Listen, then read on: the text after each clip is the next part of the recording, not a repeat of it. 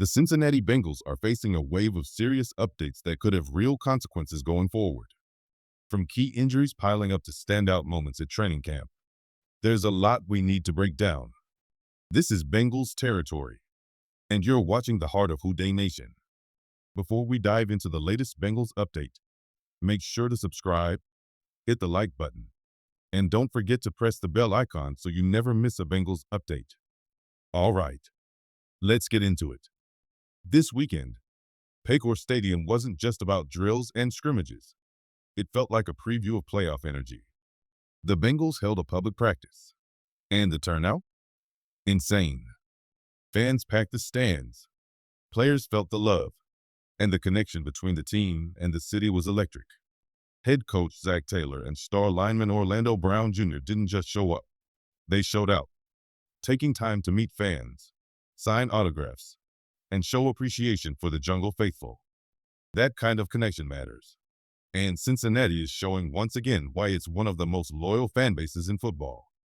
But the weekend wasn't all sunshine. Injuries are starting to become a real concern. Depth is getting tested early in camp, and this could impact how the team approaches preseason snaps. We'll break down exactly who's hurt, what it means for the roster, and how the Bengals are adapting in the next section. Let's talk about something that could throw a wrench in that momentum. Mike Gesicki, the newly added tight end, is dealing with a hamstring injury. The staff isn't sounding the alarm yet, but when it comes to soft tissue issues like this, it's always a red flag. These injuries can linger, especially during the grind of training camp, and the Bengals will need to be cautious. And here's where the timing of the Noah Fant signing becomes crucial. Just days after being released by Seattle, Fant was scooped up by Cincinnati and immediately thrown into the mix. Now, with Gesicki banged up, Fant suddenly has a golden opportunity to carve out a real role.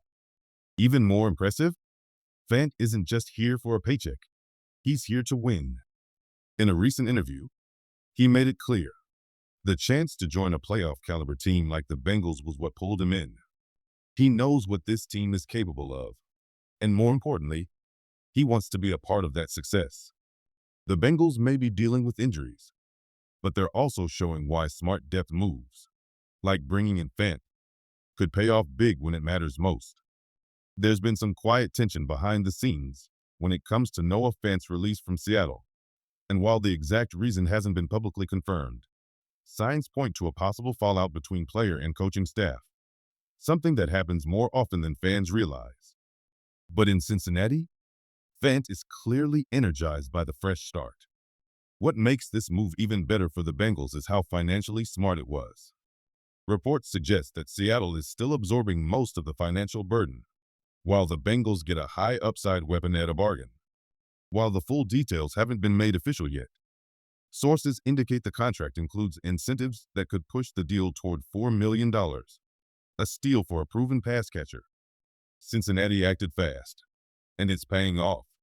Fant is getting immediate reps due to Mike Gesicki's hamstring issue, and with more time on the field, the opportunity to claim a bigger role is wide open.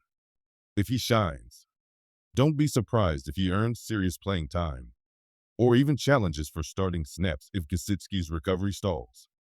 But it's not just the tight end room under the microscope. Rookie tackle Amarius Mims is dealing with an undisclosed injury that's raising eyebrows.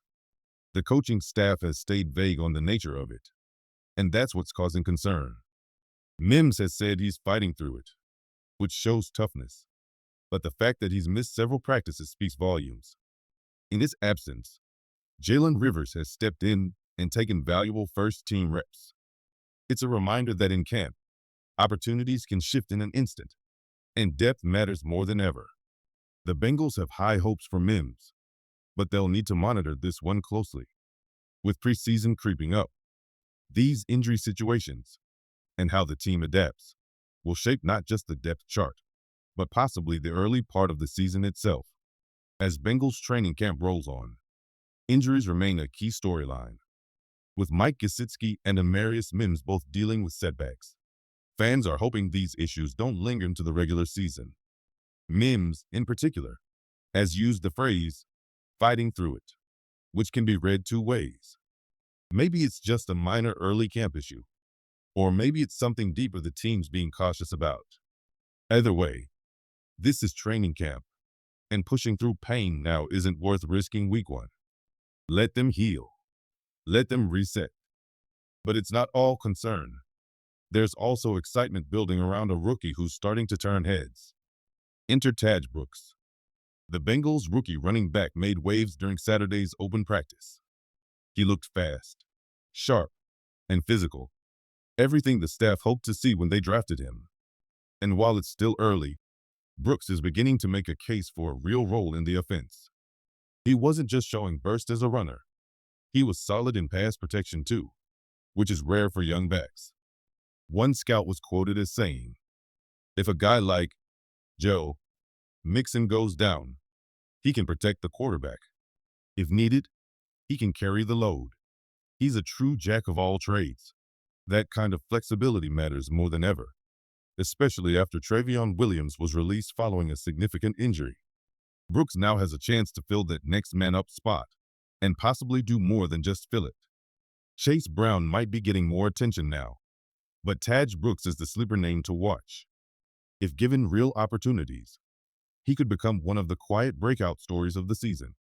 Tajh Brooks might have been a sixth-round pick, but he's already building a case to be much more than a late-round depth piece.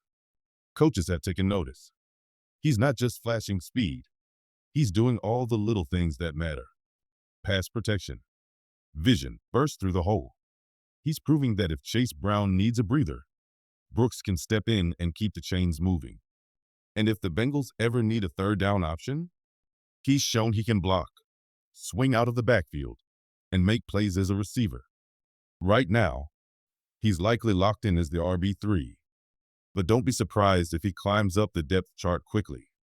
He's turning heads, and the buzz is real. And speaking of surprise standouts, another name starting to emerge in a big way is Shamar Stewart. The offseason chatter around Stewart wasn't always flattering, but he's flipping the script at training camp. On Saturday alone, he recorded a sack and a pass deflection. And this isn't a one-time flash. This has been a pattern. Multiple deflections in camp, consistent pressure, real disruption.